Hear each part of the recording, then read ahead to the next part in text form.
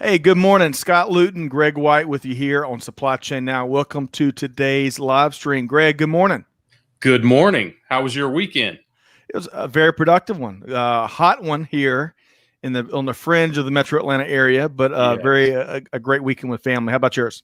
Very good. And I must have done some laundry because, as you can see, I'm wearing a collared shirt. Unbelievable. Well, we're going to talk about earnings reports, and we're going to be talking to the chairman of a company. So Yes. I wanted to dress up. I thought a collar was appropriate.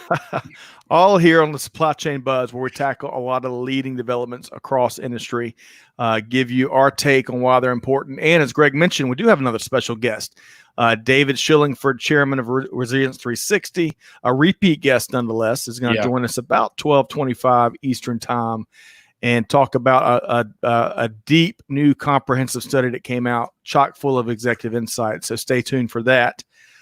Quick programming note, Greg, particularly for you. Oh, good. Thank you. Hey, if you enjoyed today's conversation via live stream or Supply Chain Buzz, be sure to check out our podcast wherever you get your podcast from. Be sure to subscribe so you don't miss a single thing. Okay, so Greg, are you ready to dive right in, or do we want to any other momentous occasions this Monday morning? Oh, yes. I would like to congratulate my middle daughter, Delaney, who just got promoted at work. So she's moving on up at Field Edge, which is a tech company here in Atlanta. Of course, where else would she work? Outstanding. That's a great, especially in these challenging year that is 2020, to find success and break through, all the obstacles that are out there. That's nothing less than extraordinary. So isn't that? Big congrats to Delaney. All right. So real quick, before we dive into the first headline, Hope White has joined us. Hope, good morning. Hope this finds you well. We have to reconnect and get Hope on the show at some point. Yeah. We've got a chairman and a CEO already, so I'm feeling pretty good. It's a good start to the day. But good morning, Hope, and Memory, and Benjamin, Emmanuel, and of course Clay, who's down in Florida today. But thanks to all of y'all for joining us on today's Supply Chain Buzz. All right, so let's dive right into the headlines. So we're going to hit the schedule right on time for our very special guest here today. So the first headline, what we're going to do is we've captured a couple of quick hits when it comes to second quarter financial results for some companies that everyone's very familiar with. So let's take a look at Nike. So Nike reported a quarterly loss of $790 million versus a profit, compare that to a profit of $989 million for second quarter 2019. So quite a change of events. But, if you look at the lack of retail traffic and how they separated their one big third-party e-commerce relationship, that shouldn't surprise you. And as the article from the Wall Street Journal dove into, where I pulled this factoid out of Greg, like a lot of apparel companies, they ship it and they can collect revenue. The revenue is kind of trailing. And in this case, with the pandemic, a lot of that product that's shipped, there's not much revenue that's trailing it, right? Well, that's right. And there's not much shipping. I mean, let's face it, we all did our walking in the spring when this started. And now that it is stifling hot outside, I have a feeling people aren't wearing their shoes out. That's right. Because they'll melt and stick to the pavement. Right. Well, hey, good morning also to AA, Professor Mahib out in Wichita. Tarek, he says, hello from Qatar. Hello, Tarek. Pierre Tanguay again has joined us here. He's in the ATL. And we have a LinkedIn user, I don't see a name, from Nairobi, Kenya, that's dialed in on the buzz. So good morning to each of you. Okay, moving right along. Here and Stefan as well. Oh, outstanding. Stefan? Yeah. The Stefan from Dallas, Texas. There we go. Yeah, from Texas by way of Germany. Okay. Yeah. All right. So moving right along, JB Hunt reported a total operating revenue was down quite a bit in second quarter. If you look at it from a year-over-year standpoint, $2.15 billion versus last year's second quarter, $2.26 Net earnings were also down a good bit. And the volume declines, they mainly attribute it to declines in intermodal freight, as well as they've got an integrated capacity solutions division that volume was a good bit off there as well. Taiwan Semiconductor Manufacturing. Did you know that is the world's largest contract chip manufacturer? I had no idea. I knew that was big in Taiwan, but that's the biggest one. It reported a 3% quarter-over-quarter gain in net profit. So good news for that company, TSMC, for second quarter. Also, the company has revised revenue projections for 2020. They're looking at an overall 20% increase in revenue in 2020, which one of the big drivers there are data centers, right? Everybody's working from home. The data centers are needing a lot of more juice, and it's driving significant revenue there at the Taiwan Semiconductor Manufacturing Company. Any surprises there, Greg? Yeah. Yes. Well, I suppose I shouldn't be surprised, because I don't know if you saw this weekend, but one of the major technology companies has a major campaign to try and get people to use their devices, whereas they usually use another iOS type device. Let's say it. Apple has this huge campaign of people on calls like this and talking about how easy it is to use those devices. So clearly people are fighting for that. And as more people work from home and more will work from home, then laptops and those sorts of devices become that much more important. Right. I can't tell you that Taiwan, I don't know enough about the company to know that, but I think we know some folks that we could probably ask. In fact, we interviewed them last week, right? Right. Alex from Edwards, right? Yep. Edwards Vacuum, one of the leading semiconductor manufacturers in the world, and you know we need to dive. Chakra. Luke Small with Chakra. That was a great conversation. Getting a lot of feedback on that podcast interview from last week. Hey, really quick, let's recognize a few other folks. Ahmed is tuned in with us via LinkedIn. He says, "Hey, be sure to mention SCM in port."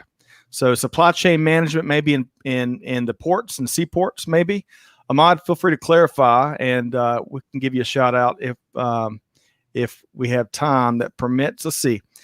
Live from South Africa via LinkedIn is Anna Liswe. Anna Liswe. Thank you, Greg. Annalisa Way. So good Monday afternoon to you, Annalisa Way, and welcome in from South Africa. All right. So you always talk about Benjamin Goldkling's runs. He says no more morning runs due to the dreadful heat. Hit that treadmill, take your laundry off of it, and run on your treadmill. Memory says us runners aren't wearing our shoes out as quickly as they usually do. That's a good point there, Memory. Exactly right. And hope this finds you well. All right, so Ahmed, he did clarify for us. So sustainable port operations, perhaps, unless that's a publication. And if that's a publication, Ahmed, I apologize. It's in my blind spot, but we're trying our best to give shout outs here on the Supply Chain Buzz. All right, so let's keep driving. Abbott Laboratories saw a big revenue increase in its U.S. diagnostics business. And you could probably guess what drove that, right, Greg? Yeah, I bet you could. A cold vaccine? I don't know. What could it be? So big COVID-19 testing, of course. But, you know, interestingly enough, that couldn't pick up the overall company's global revenue, which was down. And one of the big factors that led to a decline in revenue was the demand for medical devices dropped, especially for all those procedures not related to the coronavirus that were canceled or postponed. Domino's, as you might expect, big news here for Domino's. Quarterly revenue was up 13% in second quarter 2020 over 2019, beating many even analyst estimates. Of course, U.S. market was a big driver. Hey, folks are eating lots of pizza, lots of take-home food. I'd love to see numbers kind of across the other food delivery platforms to see who's maybe leading the most. I don't know. I can assure you that I did not contribute to Domino's, but I have a feeling that Delaney might have, and she might be ordering a pizza, an extra large today. I knew you were going to say that. I was going to let you say that. Not me. You know, I even lived in Detroit, and I'm still not a fan. If I had to pick Detroit pizza, I think I would pick, I don't know. Okay.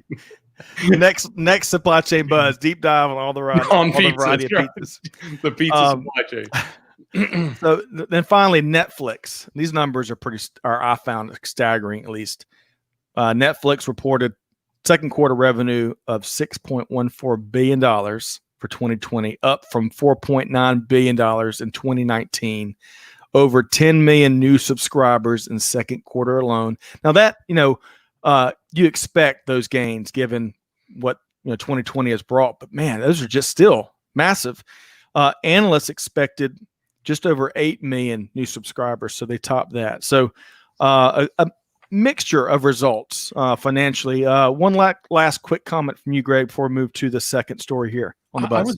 I don't know if you dug deeper on this, and I apologize because I didn't, but I swear I passed over a comment or a note about Netflix that actually their profit did not also go up. Is that? Did I read that right? I think you did. And that would put them probably in solid company here in 2020, right? Right. But it's a fascinating story, especially as a consumer of Netflix. We look at all the content. It's fascinating to see how they continue to be super data and users and super data competitors in many ways. So we'll have to get some other big names as financial results. This week's a big week as a variety of companies will be releasing their results this week. All right. Let's say hello. Hey, by the way, on that, so since we do supply chain tech on Tequila Sunrise on Thursday mornings, I'm going to be taking a look at a couple of the earnings reports from companies that have recently reported this week on that episode. Outstanding. Look forward to that. My week is not complete without at least one Tequila Sunrise. So that's right. All right. Real quick, want to say hello to a few other folks. Soman, good afternoon to you. Thanks for tuning in via LinkedIn. Stefan was following up on you said Texas via Germany. He said a 2-year pit stop as well in West Palm Beach. Stefan, great to have you here. Bosco, hello from Tanzania. Thanks for tuning in via LinkedIn. Delaney, the super achiever right here. Delaney wanted to thank a few folks for giving her high fives. Congrats to you, Delaney. Well deserved, and looking forward to what's next for you. Let's see here. Pankaj from India, ex-Air Force logistician. Outstanding. Great to have you here with us on the buzz. Putting those planes in the right place. Absolutely. And Sylvia, we couldn't do a supply chain buzz without our friend Sylvia Judy, who is the blueberry jam queen of at least the East Coast. Sylvia, I'm not sure if you are if jam making is on your schedule this week. I bet it is, but she says that in Charleston, South Carolina, she can only run at 4:30 a.m. because of the heat. All right, let's keep driving. In our second headline, we got some more good news, right? And so just like on that first scan, there were some companies that clearly had a lot of good news here recently from a financial standpoint. Well, in the U.S. industrial production rose 5.4% in June, according to the Federal Reserve. So this beats a lot of economists, if I can say that name right, Greg. I need my 17th cup of coffee. So economists had projected a 4.1% gain. So they beat those predictions. Manufacturing helped lead the resurgence as it rose 7.2% in June alone. Automotive, while it's still down from its pre-COVID-19 levels, as is what isn't, still June was a great month for automotive as it continues its rebound in many ways. So this is the second month of in a row of gains. So 5.4% addition in June, 1.4 in May. So it's picked up the pace on the positive side. And we all know in March and April, it fell off the table. So it's good to get past those massive drops. But if you look at the bigger picture, industrial production, according to these numbers, is still down about 11% compared to pre-COVID-19 levels. So there's three things that these analysts are worried about, Greg, in the bigger picture, and I bet you can guess all three. Weak demand, which is kind of funny given how we've talked about these historic levels of demand, but it's kind of coming back down to earth in many ways. Low oil prices, and of course, you got more and more the likelihood of supply chain disruptions for folks that may not collaborate with our featured guest here. You got the potential of a lot more supply chain disruption, right? Because of a lot of moving pieces. All right. So before I quote, so in addition to these Federal Reserve numbers, PMI, the PMI report, which comes out every month, produced by our friends over at the Institute for Supply Management, I've got a quote from basically the chair of the report. I'm going to read here in a minute. But Greg, give me a quick, give me a quick hot take on what you see in these numbers. Well, we're coming up from the very, very bottom, right? So hopefully we would see this. And I think these are good indicators that the economy is coming back. We've had all sorts of recovery types predicted, a V recovery, which this sort of looks like, meaning we dropped fast and we're recovering fast.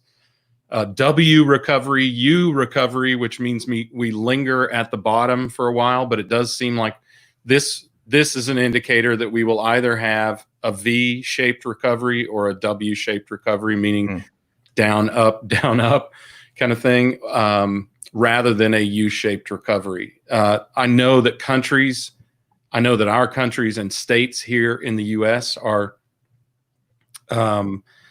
they are fighting to keep the economy open or get it back open. It's not even nearly back to open. So I would say, all things considered, still down 11% is a pretty strong indicator. The dollar is pushing up. I just saw a report today. The dollar is pushing up against a 33-year high in terms of the dollar index, which means there will probably be some weakening in the dollar, which bodes well for U.S. exports. We'll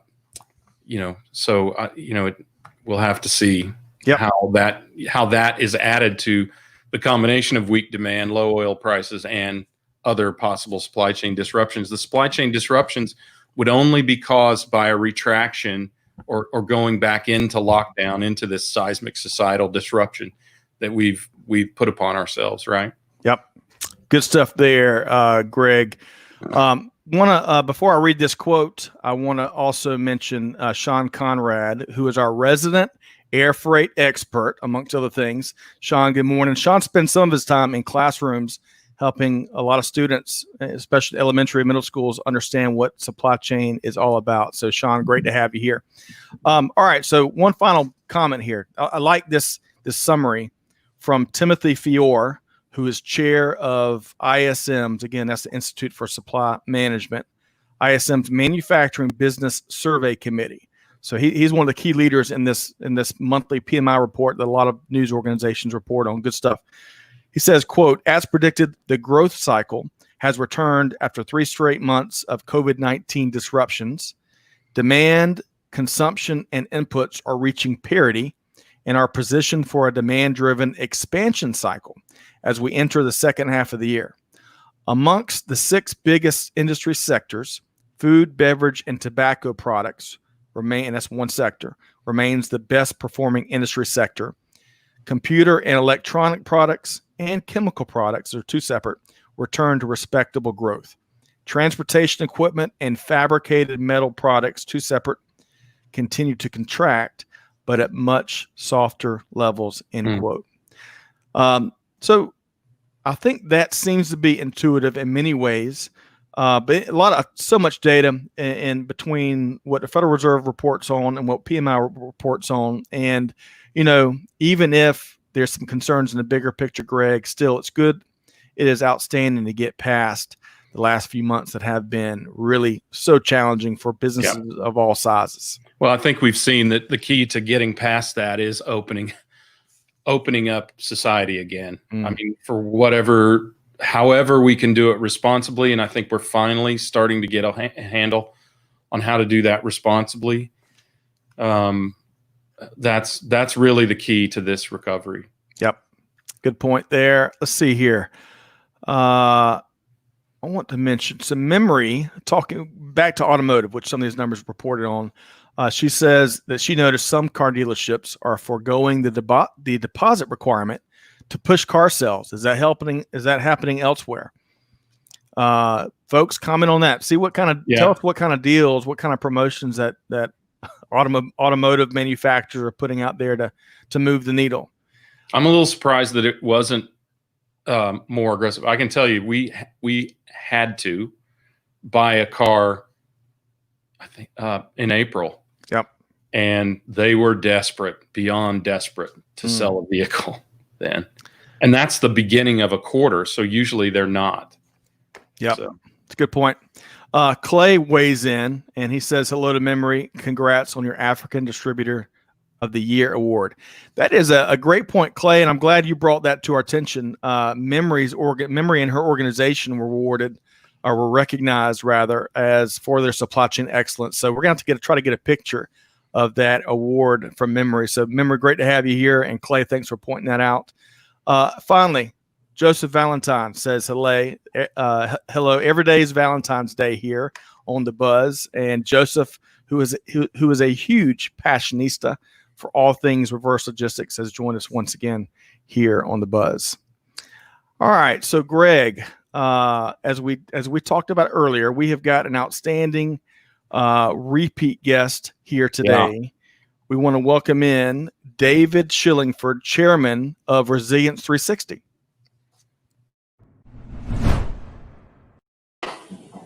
Hey, David, good afternoon. How you doing, sir? I'm doing well, thank you. How are you? We are doing Great well. To have you. So, Greg, if you remember, last time we rubbed elbows with David, it was really before the world had changed. Yes. It was one of the interviews at Modex, the first week or so of March in Atlanta. And it was literally that show wrapped up, David and Greg, and then the states changed in a way that will be in many ways permanent. So, David, hopefully this finds you safe and sound. I know you're dialed in from the northeastern U.S., right? Correct. Yeah, I'm up in Connecticut. Up in beautiful Connecticut. All right. So, David, some of our listeners and some of our audience members may certainly recognize Resilience360. We've enjoyed partnering with the organization on a couple podcasts and webinars. So much good stuff. We had your chief meteorologist on the show probably a month or two ago, Greg? Seems like forever, but it may have only been a few weeks ago, right? Everything seems like forever ago now. It does. But the way that he talked about weather and data in supply chain and provided insights in a way that supply chain leaders can take real action, it brought a lot to the show. So, but for folks that may have missed some other stuff, tell us more about what Resilience360 does. Sure. Yeah. Well, first, thank you for having me again. Great to be on the show. Resilience360 at its core helps companies make their supply chains more resilient and more agile. And we do that by helping them what we call risk adjust the decisions that they're making, both in planning and in execution. And by risk adjust, we simply mean taking risk into account whenever a decision is being made. Again, whether it's planning or execution, it may be upstream in procurement decision-making or inbound logistics or downstream logistics. Our belief is that almost every decision that is being made should be taking risk into account, and that should be done in a dynamic way. It should be done not just in real time using sense and respond technologies, but it has to be predictive as well. So much can be done in the planning phase to increase agility and increase resilience, that the predictive side of this is critical. So we'll map a supply chain network end to end.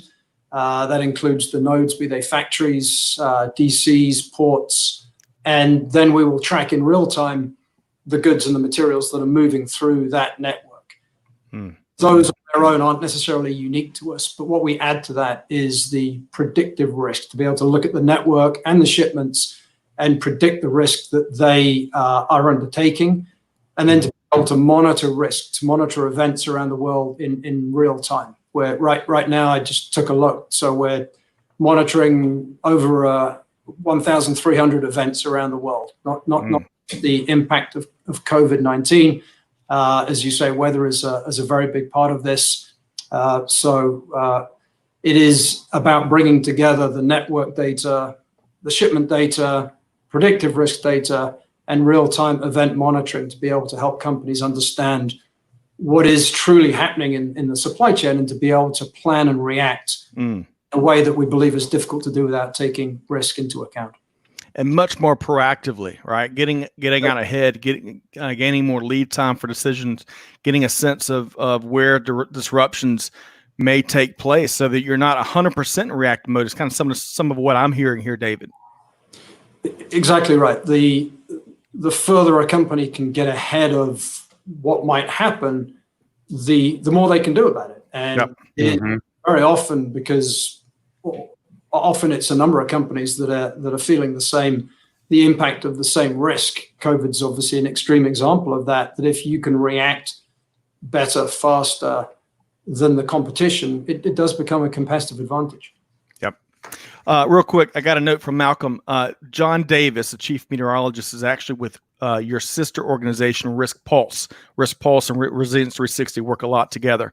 My apologies, I mispositioned that. John was incredible. I loved having him.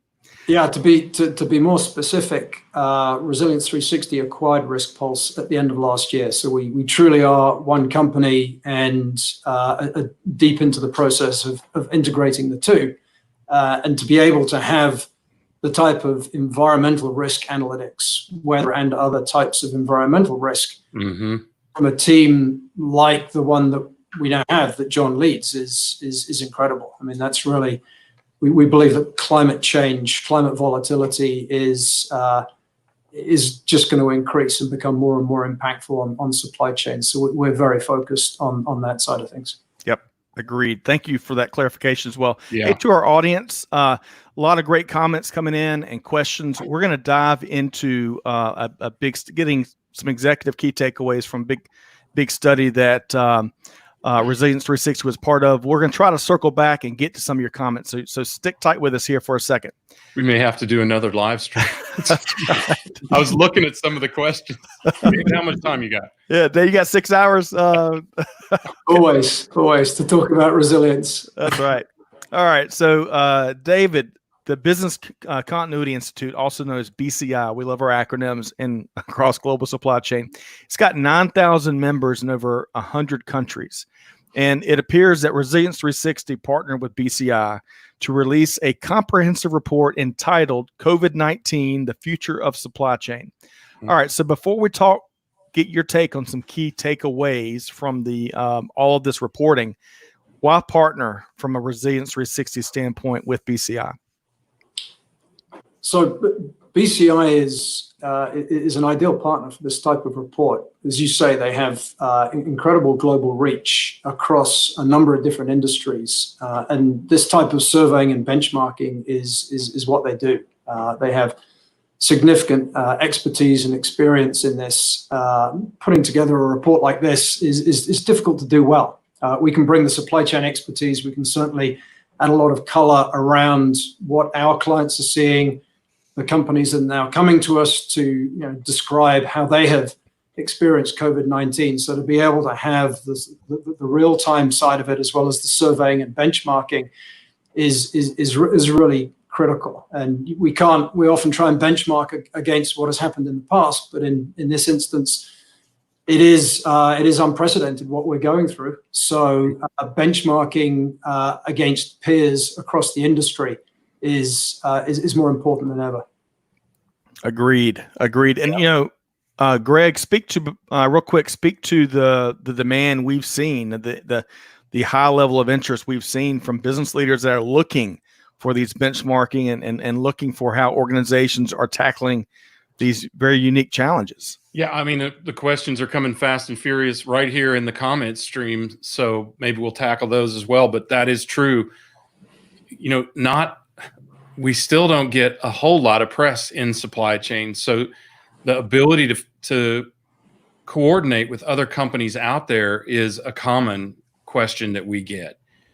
Who's faced X and been successful in resolving it? And we see that over and over again. And that's part of what we try to bring here and, with our articles and things and blog posts and that sort of thing. But it is a constant refrain of companies wanting and frankly needing to refer to the reference points of other companies in the industry to get where they want to go, to see some pathway there, especially as you said, David, unprecedented, which we have to say whenever we talk about COVID, because it is. It right? is. I mean, I think one of the things we have to recognize is that the impact of the pandemic was not nearly as great on society and the supply chain as the impact of this seismic societal disruption that we imposed on ourselves to avoid a large peak in infections from the pandemic. And that the not necessarily coordinated, but fairly closely timed cessation of an economy as we have known it forever, that has never happened before. And that's why I think it's relevant to say unprecedented. That is what has impacted the supply chain more than even the pandemic itself. So with that as a backdrop, let's segue into this huge, massive piece of research that BCI and Resilience360 put together. So, as we were going through it earlier, I had 25 pages of notes and 50 key takeaways. So we're going to just be able to scratch surface here on this appearance. But David, what are 3 or 4 things that business leaders should really take away from all this research? So I think a good way of boiling the report down into a simpler to digest form is to think about it in 3 buckets. One is from a supplier risk standpoint, one is from a logistics risk standpoint, and the other is thinking about inventory and how that intersects with working capital and cash management, and the intersection between the 3 of them. Yeah, I think you mentioned earlier that you can't load up on just-in-case inventory and expect that to not impact cash, right? Yeah, we deliberately asked 2 separate questions and not one after the other, one about inventory and whether or not companies were planning to increase safety stock, and then a little bit further through the survey asking how companies how focused they are on cash preservation and the different things that they're doing to preserve cash. And as you might imagine, we got 2 somewhat contradictory answers to that. One is we're going to increase safety stock, not universally, but that is certainly the trend that we saw in the report. Varies a little from industry to industry, but very much universally that people are looking aggressively to conserve cash. Our opinion is that in the short term, cash will win. That is always the case. What I think is interesting to consider and work through is the extent to which new technologies and new management styles can actually create a win on both sides. And we're talking as much, if not more, about agility as we are resilience these days, and being smart and predictive in planning and being agile through a sense and respond mechanism during execution is one way of conserving cash and inventory at the same time. It's difficult to do, but it is possible, at least to some extent. Well, you have to have more data inputs as to what generates the risk in order to be able to limit the safety stock that's required to plan better, to preempt the potential disruptions that you're talking about, and conserve cash, right? Because in the absence of data, you have to pile up inventory literally for just in case. But if you know what just in case is, or how likely those disruptions are, right, then your estimate of what kind of safety stock you require can be much, much more effective and usually lower. Exactly right. I mean, we talk about visibility a lot. It gets defined in different ways by different people across the industry, but it is becoming clearer and clearer that if the definition, and broadly speaking, of visibility has been being able to see your network and what is flowing through it, we have to add to that and the risk that it faces. We believe by bringing, and when we think about integrated business planning, same thing is true, that risk has to be brought into that process in a fully integrated fashion. And if it is fully integrated, it's not standalone and being analyzed when something very significant happens. It's being done daily, and it's being done dynamically and in real time. And that allows companies to deal with the risk of delay, by 1,000 cuts, rather than just when something very catastrophic happens. Risk goes across the entire spectrum, and we believe that the right technology, the right level of automation can deal with a 2-hour delay just as much as it can deal with the loss of a supplier. Yeah. Speaking of cash flow, Capex expenditures, what did the data and what did the respondents say about Capex? So the trend there is, as you might imagine, that people are looking to pull back, preserve cash as much as possible, using a number of different techniques to do that. But reducing inventory is inevitably going to be one of them. And then there are payment terms and things like that. But it is it's a chain, it's a supply chain, and there are always trade-offs. So someone wins on the cash side of a transaction, inevitably the other side loses. So it has to be done in a thoughtful, balanced, and collaborative fashion. Otherwise, it may have the opposite impact. Go ahead, Greg. I was just going to say the demand is the demand. So even if you lower your inventory, you still have to fulfill the same amount of demand. For instance, if you can't take inventory out of your safety stock, you have to take it out of your order sizes, let's say, or the amount of time that you have between orders, which means more cash transactions, but in smaller amounts. So, and that also introduces risk in the supply chain. And it's interesting. I mean, inventory is often the largest physical asset that any company that has products incurs, right? It's the largest physical asset that they have, bigger than real estate. And I think we're going to talk in the next article about how one company is tackling that. But one of the things that we have talked about a lot since the pandemic started, and we've seen some companies do, is to enhance what you were talking about just a second ago, David, which is the automation, the technology that supports and ingests this data and enables a company to have that level of precision that can't be delivered by spreadsheets or manual processes or human intervention. So that's going to be a big part of it. Usually a CapEx item, often. Yep. Now with cloud technologies, that's usually an expense line item in the balance sheet and comes in smaller bites. You don't spend $100 million to transform your supply chain. You spend $100,000 a year or something like that, right? Yeah, we think there's some interesting opportunities that we're seeing. Certainly, as technology, visibility technology becomes more prevalent, the ability to see your inventory across not just in static but also in transit inventory is going to become more and more important. And knowing more accurately the ETA of that inventory allows you to leverage that inventory in the way that you might normally with static inventory. And that's going to become more and more important, more and more valuable. And certain industries, maybe more consumer facing, we're seeing a drive towards SKU rationalization. I mean, that's something that we've been talking about for years, and when you look at the numbers, it just makes good common sense. And then sales and marketing get into a fight with supply chain. But one of the things that we're sure will come out of this is some degree of SKU rationalization. The long tail needs to be cut off at some point. No doubt. Absolutely. A lot less variations of core products just to keep products on the shelf.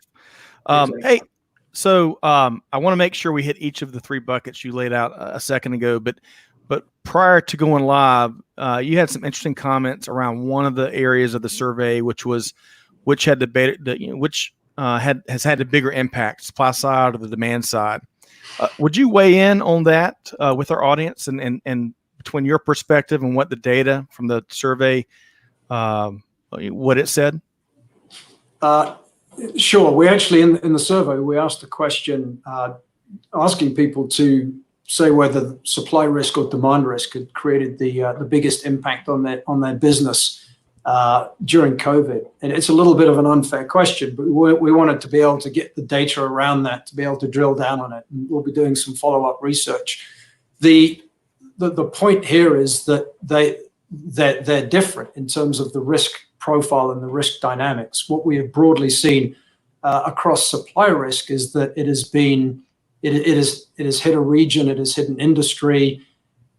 We've been able to see it coming. We've been able to measure the impact of that, and we've been able to do a reasonable job as predicting how that impact is going to unfold over the days, weeks, months that COVID has been spreading across the world. What has been more difficult is on the demand side. It's been more volatile. It's been quicker to hit companies. It has been more local. In some cases, companies have seen significant demand spikes. In other cases, it has fallen off a cliff. Most follow logic, but none had anything to do with the planning systems that were in place. Simply using historical data to plan is not something that people can do right now. And it brings us back to this notion of the importance of agility and being able to take real-time inputs into systems and make dynamic decisions as the world changes around us.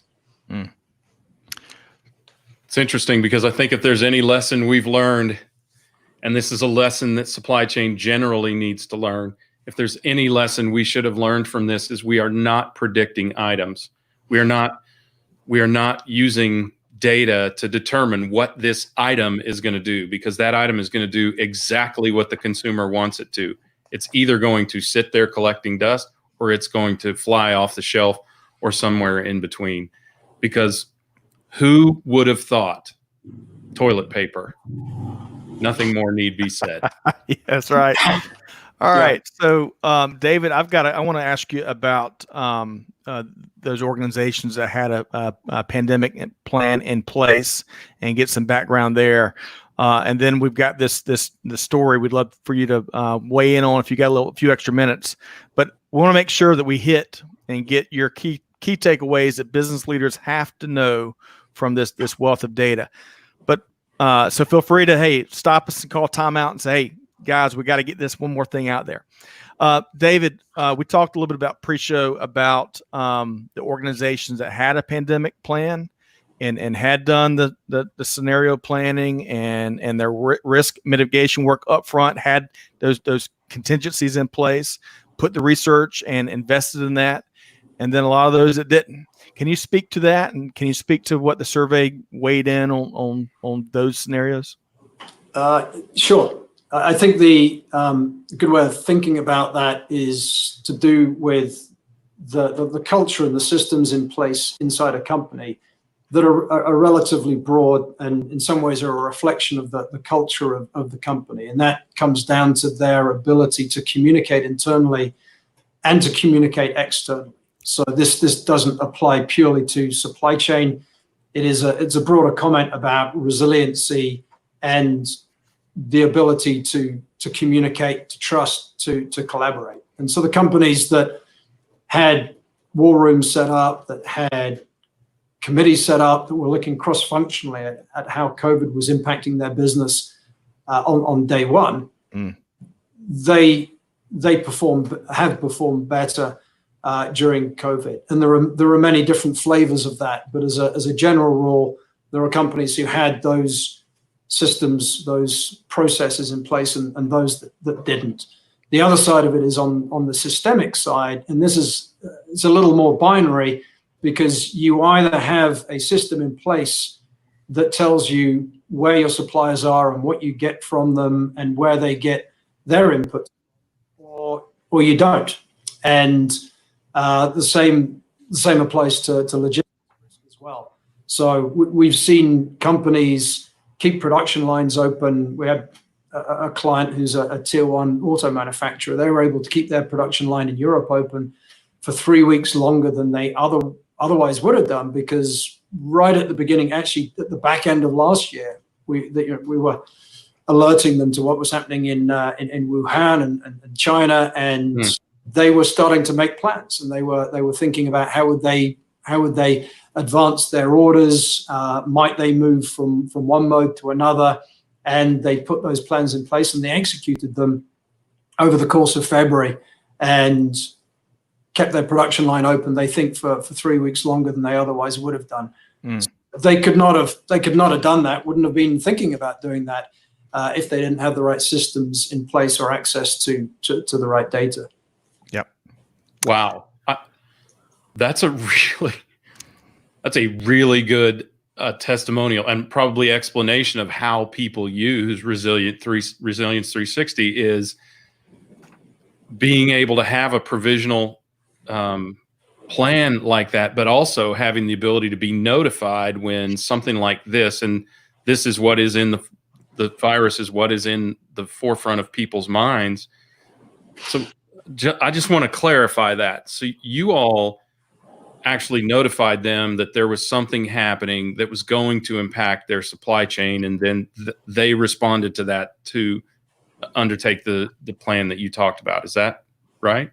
Yeah, that's what we do every day. So one of the questions that we got, I think it was Stefan, one of the questions that someone asked in the stream comments here was, do you do your own forecasting? Do you have forecasting partners? Is there some of both? And maybe gives folks a little bit of an idea of where you get your data from. And I understand that's a bit of an unfair question.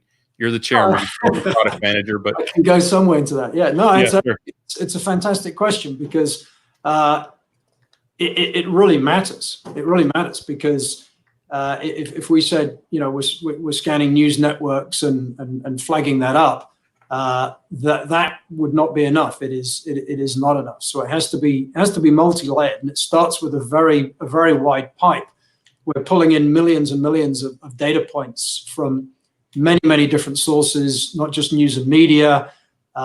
Particularly local media is very important. So to have multilinguistic capabilities there, some very specialist websites, government websites, and we're partnering with companies that have very deep focus in certain risks, whether it be financial risk or cyber. So we're pulling all of that together, and then we're using some pretty advanced machine learning to boil that down into incidents that we believe might be impactful to a supply chain. And we're then further categorizing that and flagging that so that we can actually apply it to specific supply chains, because our clients don't want thousands and thousands of alerts. They want to just know what is or might impact my supply chain. And it's very important to have, on top of all of that, a human element, to have human intelligence as well as artificial intelligence. And people talk about that a lot, but we think this is a good example of, we have analysts teams across the globe covering all time zones, covering 20 languages, and they're looking at what the machine is telling us they think is important and relevant, and checking that and making sure that we're putting the correct context into it. And not only that, is to say that there's a flood or to say there's a fire is one thing, but the exact impact of that on the asset and the supply chains that go in and out of that is critical as well. So to be able to partner with the likes of DHL and other partners to truly understand what is happening on the ground is unique, and it's critical, and has been very valuable during COVID. People knew what was happening, but they didn't necessarily know the impact of what was happening. That's powerful stuff. I mean, is that is there another example of somebody that has, maybe not necessarily for COVID, but has used what you all do that you could relate to the audience that would help them kind of understand what you guys are doing? How long do you have? Pick your best one. I'll give you a couple. I'll give a couple just that are slightly different from the supplier risk side of things. So we have a lot of companies that are trying to keep their inbound inventory as lean as they can, particularly in engineering and manufacturing and automotive. So we're monitoring their inbound shipments so that we're looking at with them days of inventory remaining, and we're able to map that predictively against any risk that any of those inbound shipments might experience, so that contingency plans can be put into place to ensure that you can have lean inventory, but that a production line does not stop. It's a slightly different use case. It's more dynamic. It's happening every minute of the day. Conversely, and going back to your comments about John and the meteorology team and environmental risk, we have a very, very large CPG company that looks at temperature sensitive loads that may or may not use refrigeration. And rather than using a calendar to decide when to use refrigeration, we're providing predictive analytics that look at each shipment predictively up to 2 weeks in advance to say it's going to be warmer than normal, you don't need refrigeration, or vice versa, which saves millions of dollars and means that the loads don't get damaged. So that again is it's a different use cases. So it can be on the shipment level, it could be a supplier network, it could be inbound inventory management. But in our mind, it needs to be all of those things, because you have to look at risk across the entire network. I have a favor to ask you. I want to give folks an idea to know where to go real quick. But before we do that, I want to make sure our next headline is about resilience and agility. And in it, the chief supply chain officer of the company draws a very fine line. So would you be able to stick around for a couple minutes and kind of help us work through that? Yep. All right. So if you want to get a hold of David, you're on LinkedIn, right? David has a lot of jobs, so be kind. Not only chairman of the board of Resilience360, so thank you for joining us. And you can always reach out to Resilience360 at resilience360.com. That's brilliant, by the way. Thank you very much. Yeah, thank you. All right, let's move into this next one so we don't take too much more of your time. But on this article, so the Unilever Chief Supply Chain Officer, Mark Engel, states that agility beats forecasting when the supply chain is stressed. So he was at Reuters Transform Europe virtual conference last Wednesday and talked about this. You may have gotten a chance to read this article, but essentially, just to give you a little bit of an intro, he again said that these seismic societal disruptions and national lockdowns have impacted their supply chains at every level, from production to distribution. He talks about things like absenteeism in factories and a shortage of delivery drivers, so labor impact as well, added to the stress. If you factor in the fact that demand was swinging away from commercial products, which Unilever also provides, as well, and shifting towards consumer products, then the ability for them to see what was coming next became secondary, in his opinion, to making decisions in the moment. So at the event, I'm going to quote Mark Engel again. He said, "Agility does trump forecast. At the end of the day, every dollar we spent on agility has probably got a 10x return on every dollar spent on forecasting or scenario planning," end quote. So there are some of the numbers, David, that you talked about are expressed here. The demand for their more essential products, cleaning supplies, and the like shot up 600%. And in order to deliver, one of the other things you talked about, SKU rationalization, in order to deliver, they had to reduce the number of total SKUs they were producing by 65%. So they basically went, let's just pick 100. They went from 100 SKUs to 35 SKUs. That is a massive change in production, and we've heard about this from other manufacturers as well. So I think this, I don't know if this is a long-term trend, but it is definitely a trend during this period. But one of the things that Ingold did was he drew this very sharp line, and this is where I'd like to get your thoughts, David. He drew this very sharp line between agility and resilience. He said, resilience is more around sourcing, where you get your products from, how many markets you source from, but agility is really about how well you are equipped to respond to uncertainties. And it's that skill, he believes, that put the company, the company will use to decide when to do things like bring all these SKUs back. But this fine line between agility and resilience, can you give us your thoughts on that? Yeah, sure.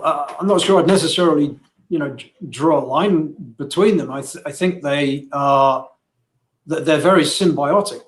They're connected in a way that the more agile you are, the more resilient you are. There are certainly ways of being resilient outside of agility, and there are certainly elements of agility that don't necessarily contribute directly to resilience. But the ability to be agile is a critical component of resiliency. And we believe that the ability to plan and the ability to sense and respond are essential to agility.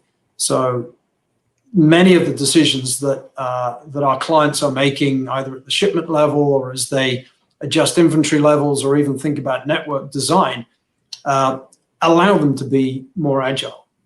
And then on top of that, the sense and respond. If something happens, knowing that it has happened as quickly as is possible to know that it has happened, having a plan in place before it happened, and then being able to act quickly are critical. So planning and execution are very closely intertwined when it comes to agility. Agility and resilience are very closely intertwined. Yeah, I'm glad you were able to join us, because I'm not sure I would draw the fine line either. I get where he's coming from, and I also realize he was speaking to an audience at the time and probably had to be concise with his words, but I agree that it's not nearly as fine a line. I think of the supply chain in terms like this: plan, optimize, respond, resolve, learn, and adapt. And if you think of it from that perspective, for me anyway, it's hard to draw a fine line between resilience and agility. Resilience it's the planning and the processes that you put in place to do that response, right? To do that response when something unexpected happened, or to preempt that response, or to preempt the impact of that disruption from happening. And then agility is the response. It is everything else has failed us. Now we have to respond and resolve this actively in the moment. Do you think that's a fair estimation of the delineation between the two? Yeah, I think that's right. I mean, I'd probably pull agility a little further back in the timeline. There are things that can and should be done before the event happens. You were talking about John and our meteorology team. Weather risk. Some risks are harder to predict than others, but weather is something that we can see coming. And to have the accuracy that John's team has allows our clients to get ahead of weather events, so that the agility may be, if the option is still open to you, it may be deciding to steam to port A rather than port B. The weather event has not happened at that point. So I think it depends on the risk and the point you are in your supply chain as to quite where agility kicks in. But the further back you can bring it, the better. There's probably some point at which you're no longer calling it agility, just because you're really still in the planning phase. Yeah, and I think that whole learning and adapting thing is an important part of that planning, because you have to take that learning and reapply it into that planning phase to have a provision to do exactly what you're talking about. Yeah. if we sense weather, then we're constantly evaluating what our alternative ports are. And if I understand correctly, that is an aspect of what you do as well, right? That's correct. Is the alternative plans as well. See that, and I got to tell you, this is what makes it so difficult for me to draw the line between resilience and agility, right? I don't want to get stuck on those two words, but I think they are so intertwined that it's important to keep the two in mind at all times. Yeah, and the same could be said of resilience and sustainability. It's, there are things that you would want to do as a corporate citizen and as a company around being more sustainable, but there are many of those things that simply increase your resilience as a company. And of course, Unilever is a fantastic example of a company that is thinking that way and has been for years. So you must have read the article, because as I continue through the article, yeah, I did. I'm thinking about, I'm reporting here that's one of the things that he talked about. First, he talked about this ongoing digital transformation that they accelerated in the early stages of the pandemic, where they took IoT readings and predictive technologies and probably technologies like yours, if not yours, that helped them to respond and know what was coming during this time. But it also did have an impact in them. They have 20 billion devices, some of them that are Internet of Things, IoT enabled. Okay, we've said IoT and we've said machine learning, David. We're almost done. They've automated a ton of processes and leveraging a ton of data collected to be able to not only be resilient, but also, they said, the same digital tools that kept their supply chain going through the lockdowns also allows them to keep sustainability initiatives on track. And that's an additional risk. Now, sustainability, as you said, weather influences, but also the impact of things like Xinjiang, the slave province in China, where so many companies source from. They have a significant COVID outbreak, and that's on top of the significant intervention that the U.S. government has put into that province, by assuming that anything coming out of that province was produced with slave labor, unless it can specifically be proven that it was not. So those are disruptions that they're able to preempt, and to make sure that they maintain sustainability while fighting this disruption. All right, I'm gonna get a word in edgewise. I call timeout here. Yeah, there's so much to dive into. David, we started that article, Greg and David, as y'all both have read. I mean, you saw it reverberate out through social media. It got a ton of conversation, a ton of comments. Those that agreed, those disagreed, those that had nuanced positions.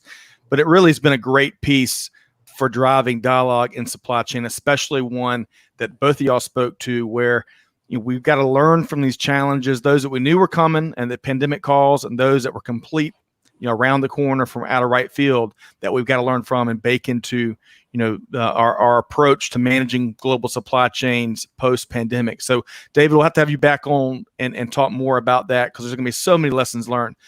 To confirm, though, I want to make sure our listeners, if they want to download this report, COVID-19, the Future of Supply Chain, that Resilience360 built with the Business Continuity Institute, BCI, they can go to resilience360.com to access that. Is that correct?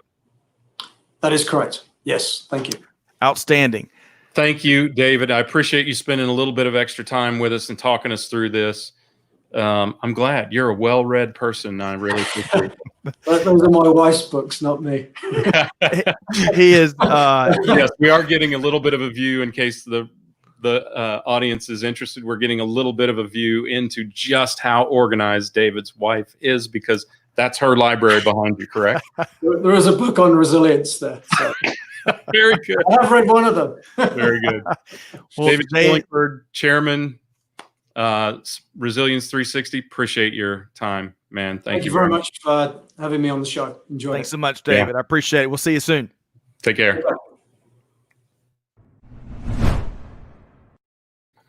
All right. Wow. A double shot with David. I'm glad he stuck around for that. That was really helpful. Absolutely. Well, you know, that article and those comments from Unilever, their chief supply chain officer, has really just sparked a ton of intriguing discussion, and it's great to see it kind of spill over into today's episode of the Supply Chain Buzz, which is going to be, you know, we've gone 5 minutes over. Well We go a little bit schedule, that's okay. I predict an hour 20 at this point. Well, you know, what's your time? Let's see how close we are. When you have a great guest, and you know, if we just focused on that the report that he brought with him, that could have been a 3 or 4 hour discussion. And then, of course, to marry that with some of these interesting developments outside, you know, good stuff there. So this Monday, well, the good news is Oprah or Ricky Lake or whatever is not coming on after us, so we don't have to cut time to sneak it into the network schedule. Well, you know, we cannot end the buzz without talking about the tuna supply chain, right? Yeah. I mean, guess not. we would not be complete. And so we stumbled across this article, Greg, as we're going to wrap up here. And to our audience, loved all the comments and questions.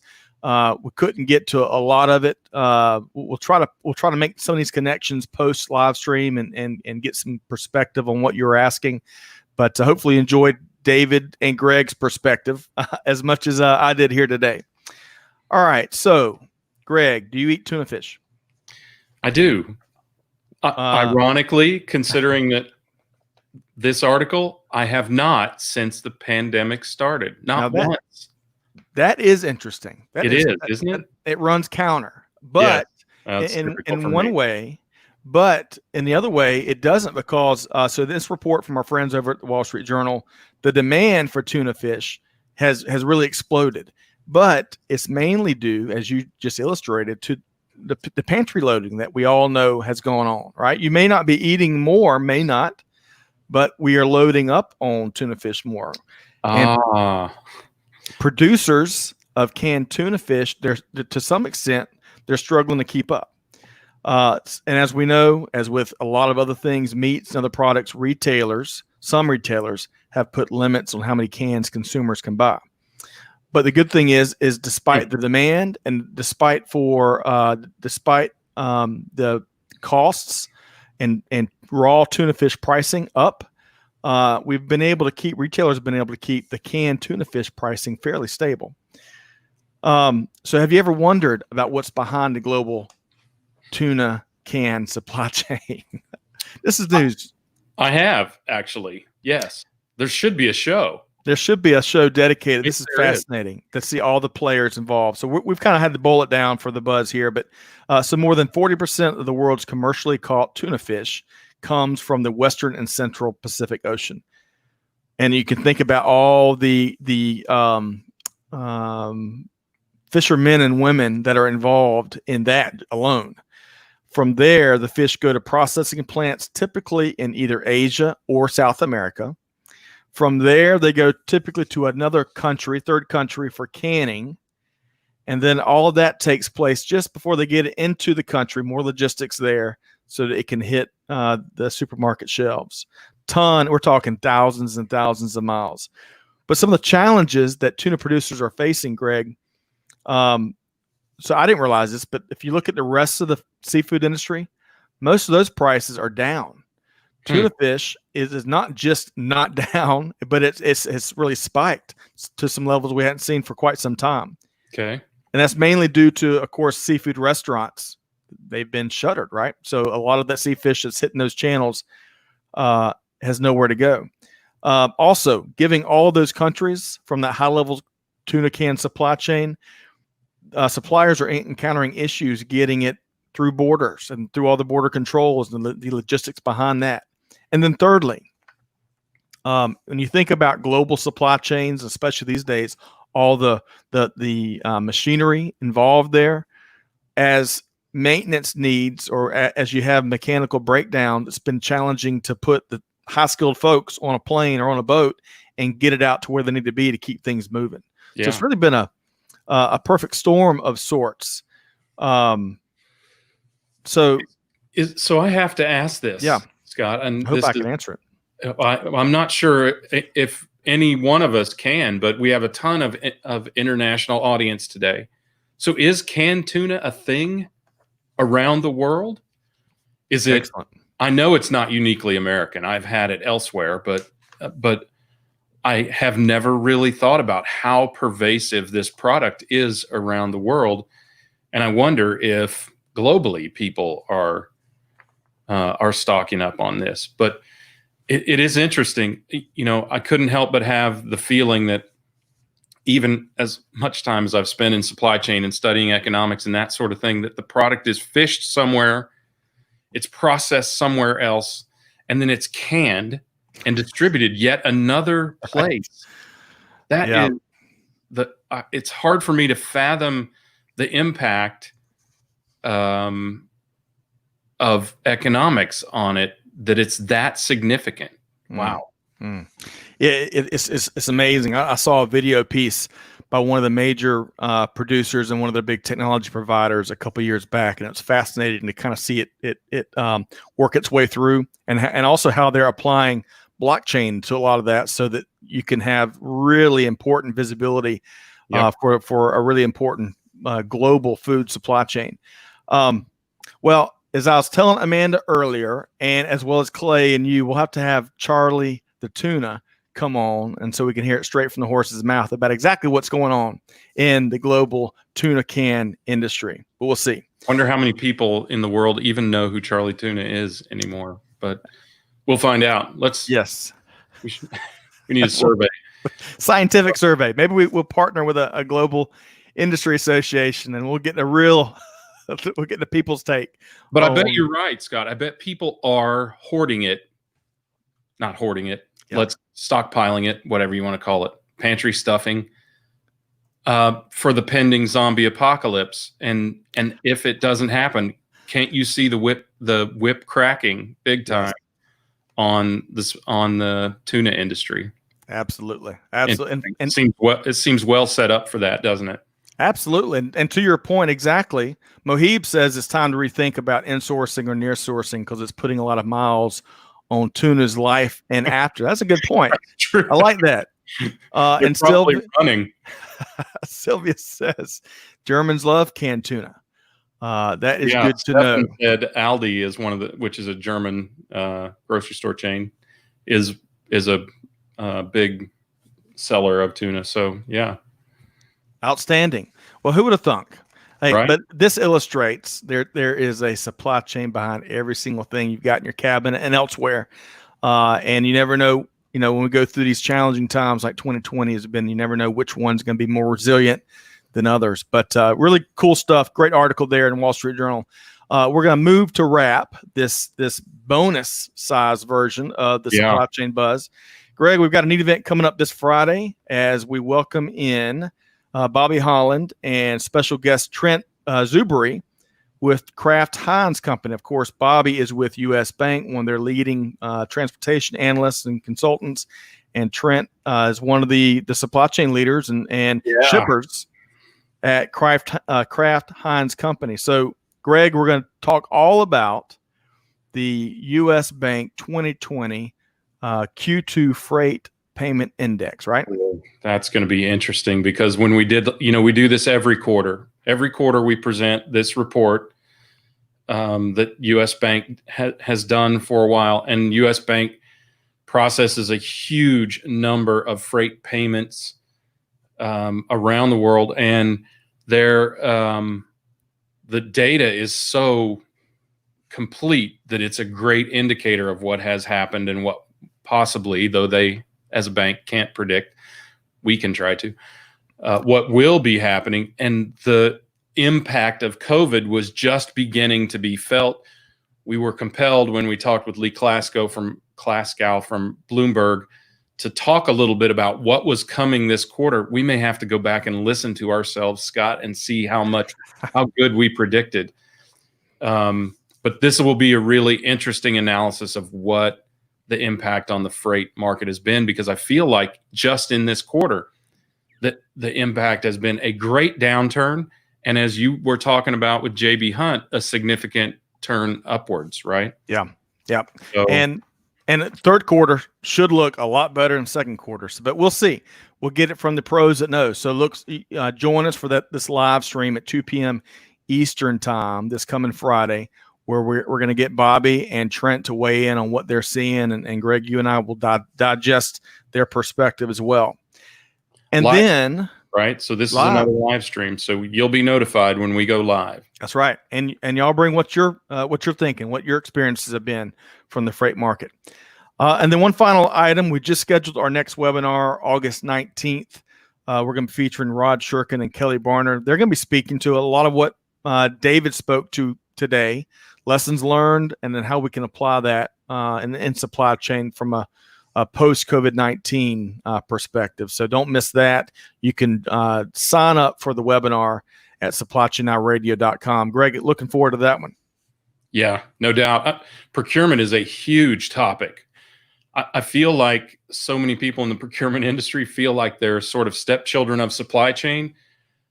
I think if that really exists, we need to break down. We need to smash that silo, yep. Scott Luton. I like that. Well, that's, we didn't invent that. We took that. Right. So shamelessly.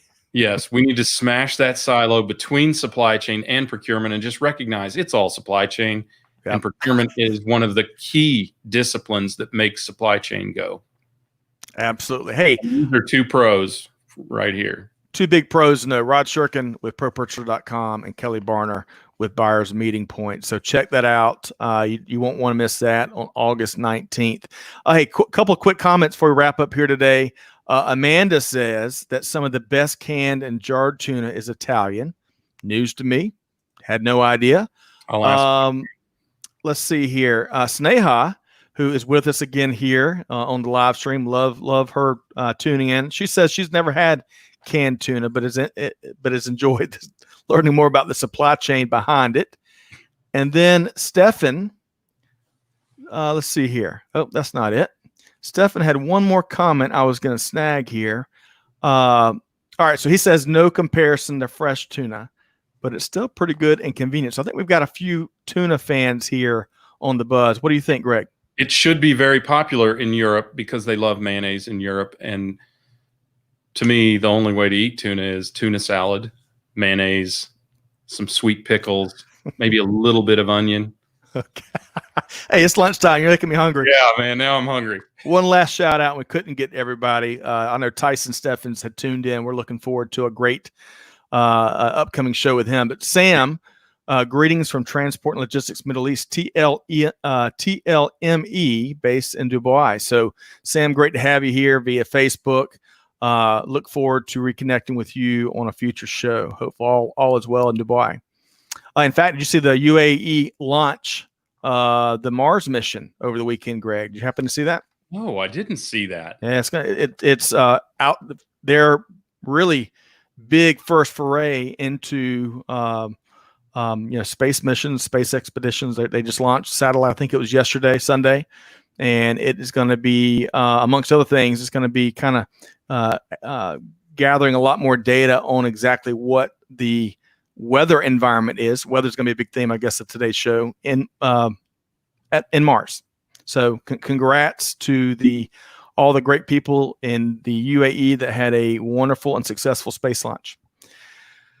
Okay, so Greg, if folks need to learn anything more, could they need to learn anything more, Scott, at this point? Really? You can do just about everything but get a tuna sandwich at supplychainnowradio.com. Please join us, and hopefully y'all will plug in to our other upcoming events. Greg, great show here today. David's a special guest, incredible guru. And when you've got time with David Shillingford and you have the opportunity to grab some extra time, that's exactly what you do, right? Yeah. Well, I have to say, I don't think he could say so, but I believe that Unilever is a Resilience360 customer. I can say that. And if I'm wrong, what does it matter? But it was interesting that he had read that article, and actually Scott knows I did not know David was going to be on the show when I selected that article for us to discuss. So really fortuitous timing, right? Fortuitous. Karnak-like. Yes. For any Johnny Carson fans that may still be with us. And he's still alive. That's right. Well, hey, to all the audience, it's so rewarding to have y'all be a part of these live streams with us. Your comments and your perspective is really, that's what makes this so worthwhile. So I know there was a chunk of it we couldn't get to you because we had so much to get through with David, but hey, stick with us. We are launching some new live streams in the weeks ahead. Of course, we've got Fridays, which is going to be really focused on the freight market, but thanks so much. And, Greg, we'll wrap up on the challenge that we offer everybody. And we're challenging ourselves at the same time. Hey, do the right thing, give forward, and be the change that's needed. And on behalf of Greg White and Scott Luton, we'll see you next time here on Supply Chain Now. Hey, thanks, everybody.